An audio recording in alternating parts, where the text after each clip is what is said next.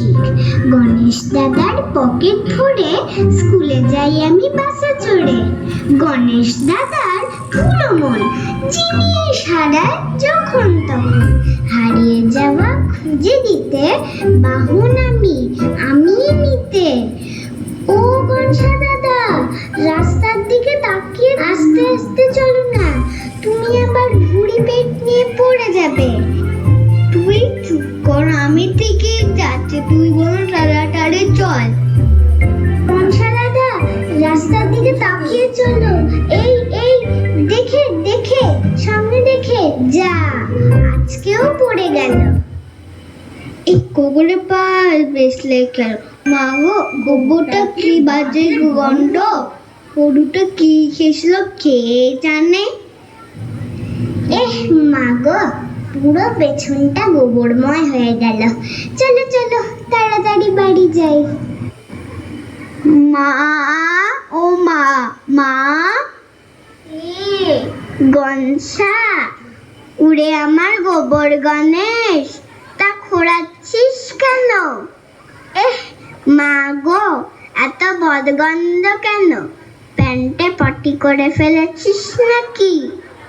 আরে না না, তুমি খালা আমাকে গোবর গণেশ বললো, তাই তো ফিরের সময় গোবরে পা পিছলে গেল, ভাল লাগে না। ওলে বাবালে, কোথায় লেগেছে সোনা? পায়ে?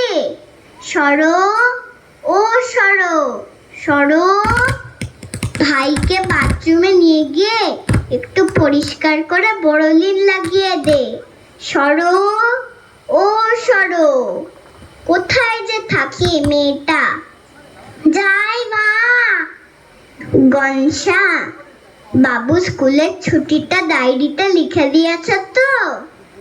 আরে হ্যাঁ মা, একেবারে কালির আন্টির অনুষ্ঠান অব্দি ছুটি। তা ভালোই হয়েছে।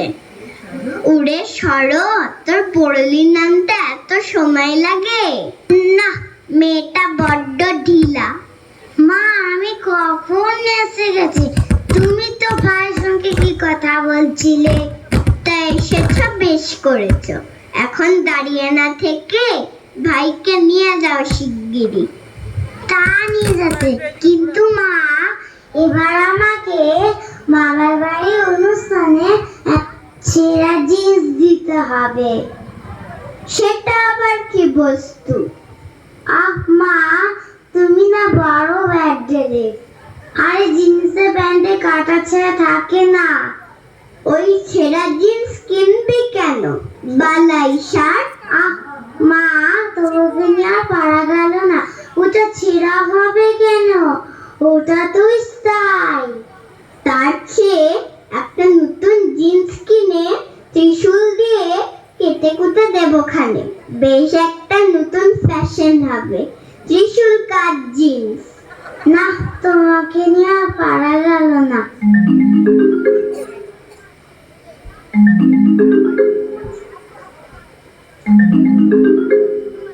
হ্যালো, কে? Hello hello. দূর, এই একটা ফোন হয়েছে। হ্যালো, দূর একটা ফোন হয়েছে। হ্যালো, আমি মহিষাসুর বলছি। যা, লাইনটা কেটে গেল। বিশ্বকর্মাটা যে কি নেটওয়ার্ক দিয়েছে কে জানে।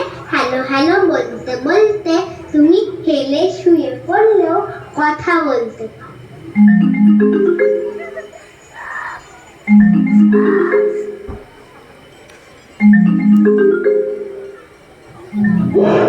ম্যাডাম, আমার ফোনটা দিন, আমি দেখছি। হ্যালো, কে বলছো?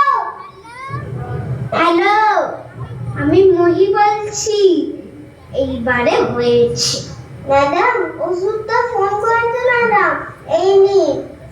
কে মহি? আবার কি হয়েছে? আবার মারপিট করেছিস নাকি? না না, দুবারের চেষ্টায় ফোনটা লাগলো বলে তাই বললাম। এই শোন, তোদের টিকিট গুলো কনফার্ম হয়েছে তো? হয়েছে, কিন্তু একটা মুশকিল হয়েছে বুঝলি। আবার কি হলো? আর বলিস না, তোর স্যার বায়না ধরেছে যে শার্টটাকে নিয়ে যেতে হবে। এদিকে দেখ না, সিংহ, হাঁস, ময়ূর, এমনকি ইঁদুর পর্যন্ত বুকিং করে দিয়েছি। এখন শার্টটাকে কি করে নিয়ে যাব বল? আবার শার্ট? বেটা গতবার আমার লাল স্কার্ফটা খেয়ে নিয়েছিল। তোর স্যারকে বল ওইসব সার্ফ আর হবে না রে। মরতে আর কত হাঁটবে লোকটা, ওলা উবেরের যা রেট। তাহলে আর কি, নিয়ে নে, ব্রেক ভ্যানে তুলে নিবি। আর হ্যাঁ, আমার টিকিট কনফার্ম হয়নি, মনে হচ্ছে তৎকালেই কাটতে হবে। তবে তাই করিস, কিন্তু তাড়াতাড়ি, তোর যা লেট করার অভ্যেস। আচ্ছা এখন রাখি, ওই তো স্যার আসছে। বম বলে দূরে শোনো, তোমাদের টিকিট এসে গেছে। আর শোনো, অষ্টমীর দিন অব্দি আমি মণ্ডপে থাকবো, তারপর আমার মিটিং আছে, দিল্লি যেতে হবে। একদিনে আমার জন্য তোমার সময় নেই বলো? ভাবলাম অষ্টমীর পর একটু শপিংয়ে যাব, ব্যাস হয়ে গেল।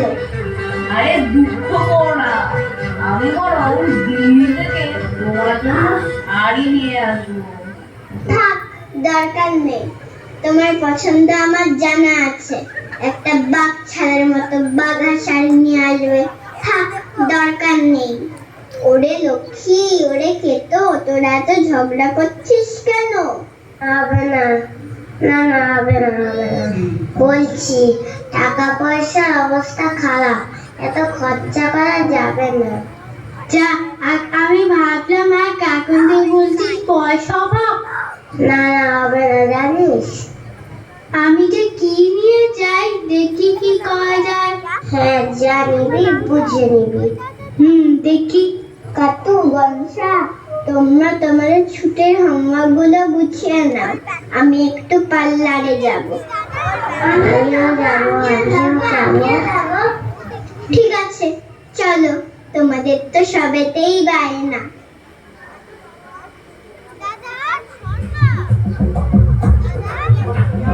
আমি আর কি করি।